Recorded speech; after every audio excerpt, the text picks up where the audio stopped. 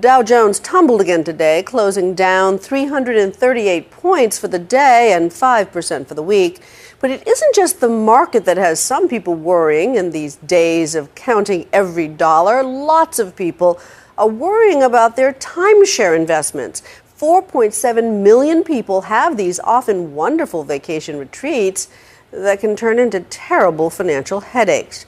It was a $10.6 billion industry last year, and as Vicki Mabry discovered, once you get timeshare, it's often not easy to get rid of it.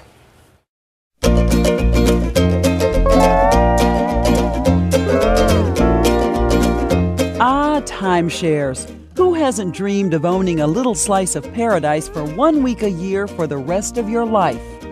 Our family used to take vacations with my Aunt Liz to her timeshares, until one day a few months ago, Aunt Liz called to report that her piece of paradise had suddenly become a financial purgatory. Her maintenance fees, once so reasonable, had crept up to $2,500 a year, and she couldn't get out of her contract.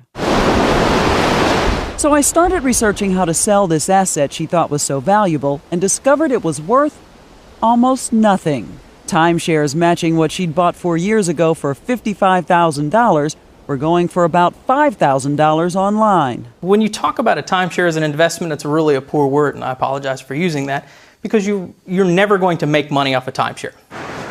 The search led me to Brian Rogers, who runs the Timeshare Users Group, or TUG, website. It's just a simple fact of life that once you purchase a timeshare, by and large, the minute you walk out of that door, unlike a car, which would depreciate maybe 15%, that timeshare is already depreciated over 50% or more. Both Brian and Arda, the group representing resort developers, told me that timeshares should not be bought as a financial investment. The value is in the enjoyment you get from them. But that's it. There are still people who love their timeshares. Absolutely. There are people who they're very happy timeshare owners. Absolutely. It's not that people are unhappy with timeshares. They find out later down the road that when they try to sell it, that their timeshare is worth next to nothing, or certainly nowhere near what they paid for it. Shocked, I blogged about it and found plenty of people with timeshare nightmares. One of them was Nancy Boggs, the cousin of a cousin who told us she'd been tempted and gave in. Well, unfortunately, I don't know if you know this, but I bought two. Not once, but twice. So the first one that I bought, I think it was like $11,500, the one in Maui. You're on vacation, what do you think came over you in that week? The glory of relaxation is what came over me. I mean, it was just such a wonderful, beautiful place. I was tired, I worked so hard, and just to have an experience in a beautiful place with palm trees and wonderful weather and nice people, and it was just something I never wanted to end. The human tendency to be lulled by the waves and the sand and the sunsets into wanting that endless vacation is what rakes in billions of dollars each year for the timeshare industry.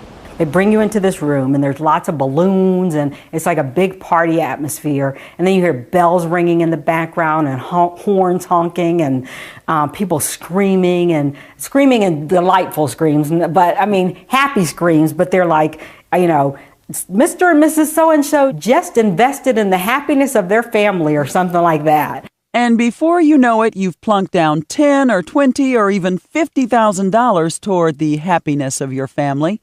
Nancy eventually sold Hawaii. She belatedly realized it was pretty impractical to get the family together to make an annual pilgrimage from the Midwest to Hawaii. But then she fell in love again.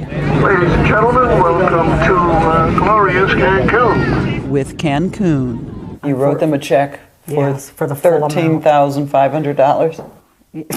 Yes, unfortunately. I did. And then how much was the maintenance? It was a couple $100 a month until there was a hurricane. A hurricane that she says damaged the timeshare so much she couldn't go there. But the company charged a special assessment. Once the hurricane came, then it went from like $150, something like that, to like $500 a month. Yeah. You're kidding. It was a month? A month, because they had to rebuild everything. It was a huge place. And then you can't even use it. Can't use it while they're rebuilding, right. And even if there were other places that you could use, you don't know what the place is like. And so it just turned out to be a horrible waste of my money. I said, you know, I would have done just as well to just take a stack of money and just light a match to it. Nancy tried to give her timeshare to a charity, but they didn't want it. Finally, she paid an agency $2,000 to take it off her hands. Brian Rogers says about half of Tug's 30,000 members join so they can sell their timeshare. It's a rude awakening. They discover that it's extremely, extremely hard to sell a timeshare, and that's because there are so many more sellers than buyers. You can find secondhand timeshares all over the internet. There are hundreds on Tug sites and more on eBay. But people are still walking in there and buying it new at $15,000, even though you're saying they can look on the internet, they can look on your site, and they can get it for half price or less? Absolutely. So why aren't people buying on the resale market? Knowledge. People do not know that the resale market for timeshares even exists. One of the big selling points is that not only do you have this investment for the rest of your life, but you can pass it on to your heirs. The double-edged sword is, what if your heirs don't want it? A lot of these are deeded properties. It's just like buying a house. So when you get this deed, it goes into your family. If you were to pass away and your children were to inherit your estate, that is part of your estate. Becky Greiber's parents love their place at Christmas Mountain in the Wisconsin Dells, but now they're in their 80s and don't go as often. They gave Becky that part of her inheritance early. I think it was very nice of them to offer it to us, and I know that it was a headache for them, so I'm glad to take it over for them. But it really has been stressful trying to figure out how to sell it. Turn it into cash. Call Timeshares only. We got rid of those maintenance fees. There are companies who advertise all over late-night TV and the internet who will sell your unwanted timeshare for you.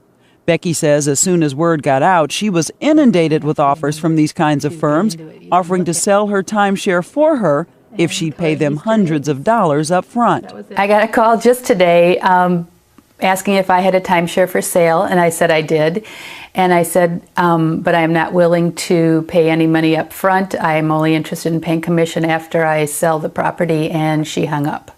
ARDA, the industry group, admits that the resale market is not what they call mature yet. As for Brian, he's a happy timeshare owner. He just paid a lot less for his because, you guessed it, he bought it on the resale market. But if you buy a timeshare, you need to know. Absolutely buy resale. If you can, anything to take away from the timeshare purchase is to research the resale market and find out if you can get a much better deal on the resale market, which 99 times out of 100 you will be able to. But the other thing is, you've got to know that when you buy this, you are buying it forever. That's exactly right. And you don't know what the fees are going to be 10 years from the time of purchase. That's exactly right. That's why you can never, ever have enough information about what you're about to purchase versus just going in and getting caught up in the moment, signing your name to the dotted line and being stuck with that piece of paper, that contract for the rest of your life. And your children's life. And your children's life, absolutely. This is Vicki Mabry for Nightline on a beautiful beach just before sunset in St. Augustine, Florida.